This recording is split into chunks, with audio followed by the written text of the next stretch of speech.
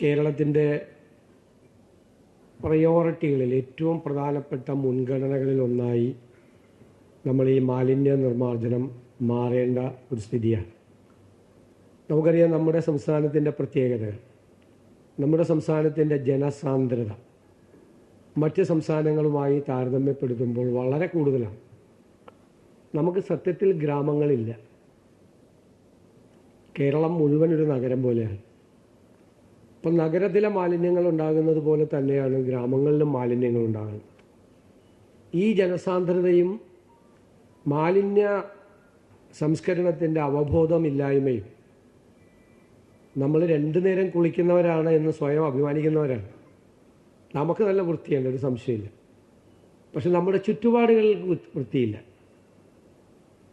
നമ്മുടെ വീടിനകത്തും വീടിന് പുറത്തും റോട്ടിലും എല്ലാ സ്ഥലത്തും നമ്മൾ മാലിന്യങ്ങളാണ്.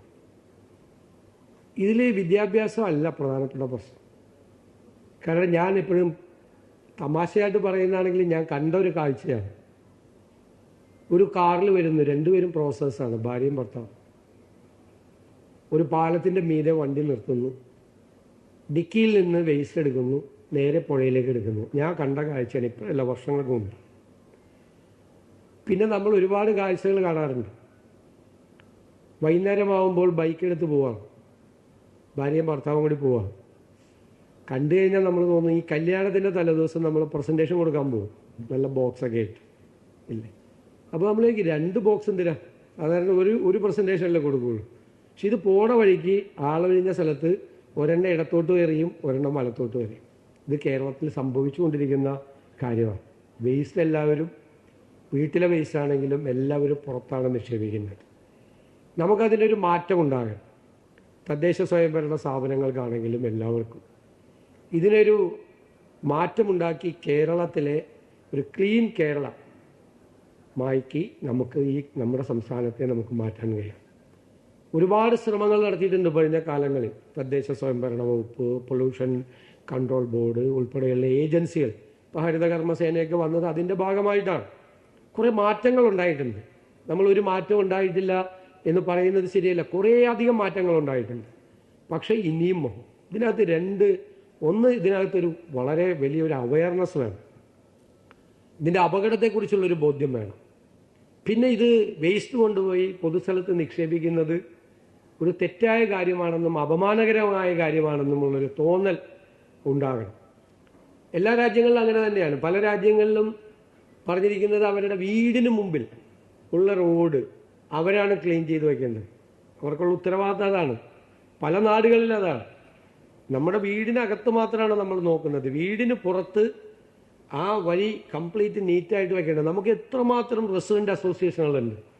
ആ റെസിഡൻറ്റ് അസോസിയേഷനുകളെല്ലാം കോപ്പറേറ്റ് ചെയ്യിപ്പിച്ച് നമുക്കൊരു വലിയ ജനകീയമായ മൂവ്മെൻ്റാക്കി നമുക്കിതിനെ നടത്തി ഈ ഒരു മാറ്റം നമുക്കുണ്ടാക്കിയെടുക്കണം നമ്മുടെ കേരളത്തിൽ. പിന്നെ സാധാരണ ലോക്കൽ ബോഡികൾ പ്രയാസപ്പെടുന്നതിൻ്റെ പ്രശ്നം, ഒരുപാട് കടലാസ് കമ്പനികൾ വരികയാണ്.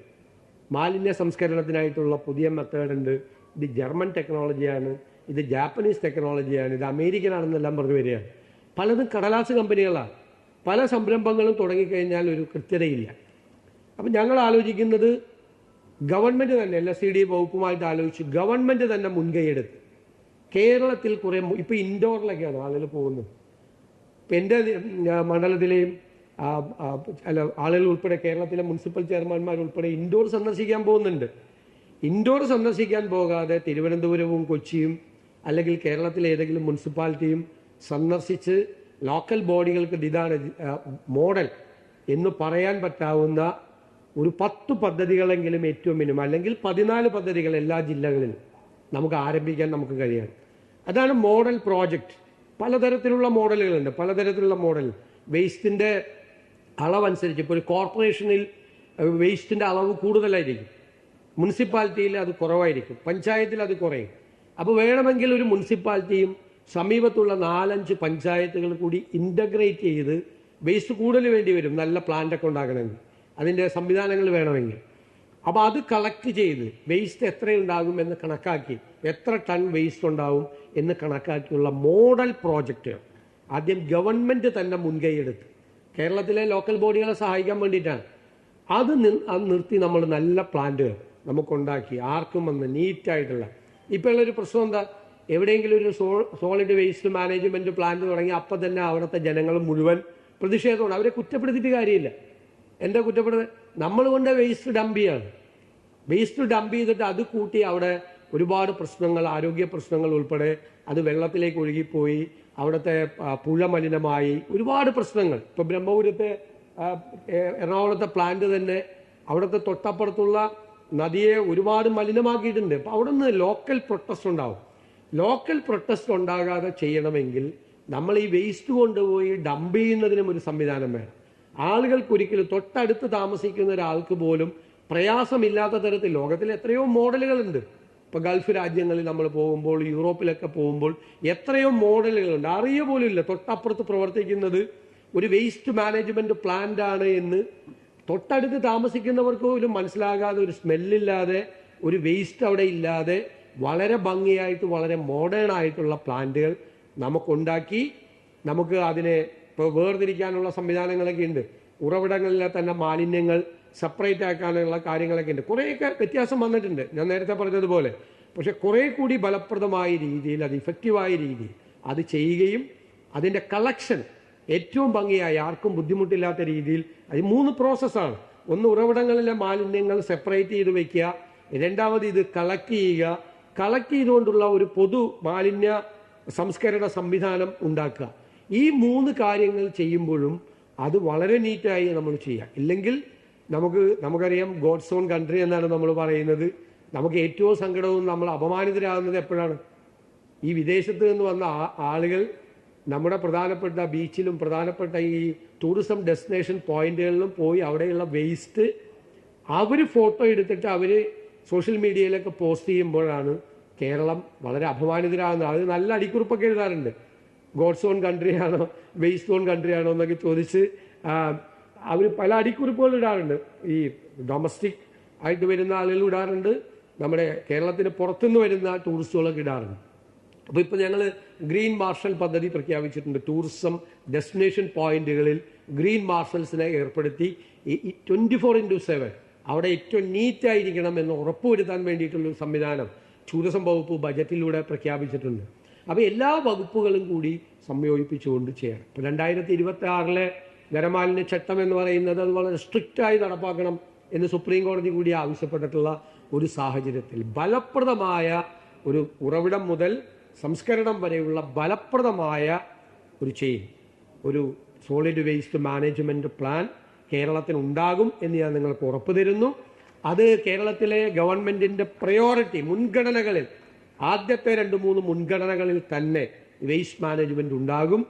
നമ്മൾ ഓരോ കുട്ടിയെയും, എൻ്റെ നിയോജക മണ്ഡലത്തിലെ തന്നെ ഒരു കുട്ടിയും പിതാവും തമ്മിൽ ഒരു വോളിബോൾ ടൂർണമെൻറ്റ് കണ്ടുകൊണ്ടിരിക്കുന്ന സമയത്താണ് ഒരു പട്ടി വന്ന് കൊച്ചിൻ്റെ ചെവി കടിച്ചു കൊണ്ടുവരും. ആലോചിച്ച് നോക്കിയേ, നമ്മൾ എന്താണ് അവരോടൊക്കെ നമ്മൾ ഞാൻ നിസ്സഹായനായി നിന്നു അവിടെ പോയി.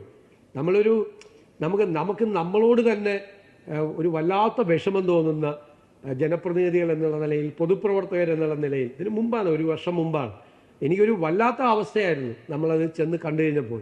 എത്രയോ കുട്ടികളെ ഉൾപ്പെടെ, പ്രായമായ ഉൾപ്പെടെയുള്ള ആളുകളെ ഈ അലഞ്ഞു തിരിയുന്ന പട്ടികൾ, നമുക്കറിയാം വേസ്റ്റാണ് അതിൻ്റെ എല്ലാം പ്രധാനപ്പെട്ട കാരണം.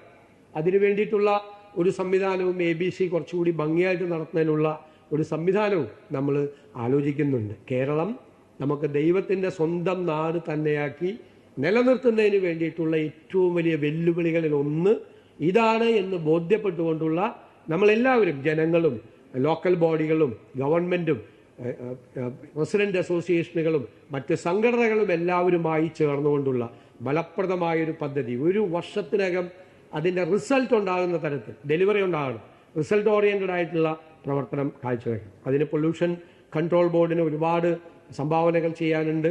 അവരതിൻ്റെ ഭാഗമായിട്ടാണ് 3 ആസ്ഥാനങ്ങളിലായിട്ട് ഇങ്ങനെയുള്ള ശില്പശാലകൾ സംഘടിപ്പിച്ച് ഇതിൻ്റെ ഒരു പ്രചരണം, ഇത് വളരെ സ്ട്രിക്റ്റായി നടപ്പാക്കേണ്ട കാര്യത്തെക്കുറിച്ച് സംസാരിക്കുന്നത്.